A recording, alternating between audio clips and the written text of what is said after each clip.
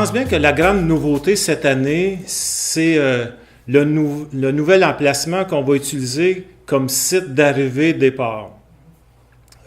On voulait optimiser un peu, comment on pourrait dire, les infrastructures qu'on a au centre du village. Donc, on se déplace de l'école cette année, puis on va s'installer tout le tour du périmètre de l'église comme lieu de départ et arrivée.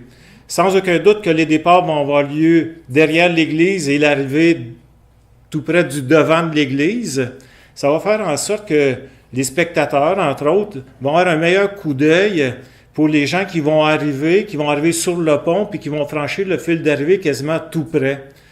Ensuite, on va avoir peut-être un peu plus d'espace, pas peut-être, on va sans aucun doute plus d'espace aussi pour accueillir des exposants, pour s'installer confortablement. On a un parc aussi derrière l'église que les gens vont pouvoir installer comme aire de repos. On a les jeux d'eau aussi qui vont pouvoir être utilisés pour les jeunes. Et je pense qu'on va être gagnant dans cette façon de faire-là. Puis on va pouvoir utiliser tout ce qui est cours d'école comme aire de stationnement aussi. Fait que je pense que cette formule-là, on l'espère, elle va être gagnante. Ensuite, dans nos épreuves, ce qu'on a comme nouveauté cette année, c'est qu'on propose aux gens un défi 5x5. Alors, le défi 5x5, ça s'adresse aux entreprises, ça s'adresse aux organismes, ça s'adresse aux amis, ça s'adresse aux familles, de monter une équipe de 5 participants qui vont franchir l'épreuve du 5 km ensemble ou pas ensemble, tout dépendant de la vitesse avec laquelle ils vont pouvoir aller sur le 5 km.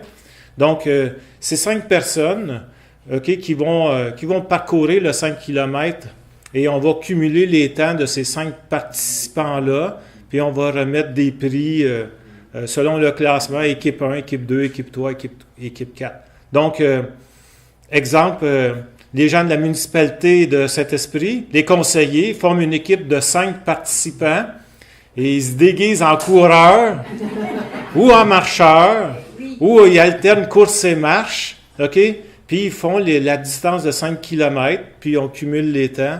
Puis je pense que ça va être un incitatif à ceux qui ont jamais participé à la galopade ou qui, en tout cas, qui hésitaient parfois, tu sais, d'y aller avec des amis, des fois, l'élément encouragement peut venir de là. Fait que ça, c'est une des grandes nouveautés aussi qu'on a cette année. En plus, pour ceux et celles qui n'ont jamais participé à un événement de course, on offre aussi cette année, l'opportunité d'un système de mentorat. Okay? Tu peux être, si tu es un débutant, tu peux être coaché, entre guillemets, par quelqu'un qui est déjà expérimenté à la course à pied durant tout l'été et pouvoir participer en duo lors de notre événement. Exemple, j'ai jamais participé à un événement de course à pied, j'aimerais faire le 5 km, je sais pas trop comment bien m'y préparer, mais je peux être jumelé avec quelqu'un qui a de l'expérience dans le domaine et qui va pouvoir me guider tout au long de l'été, puis que pouvoir faire mon 5 km de façon peut-être un peu plus confortable au moment de la galopade. Fait que ça, c'est un élément aussi nouveauté qu'on a cette année.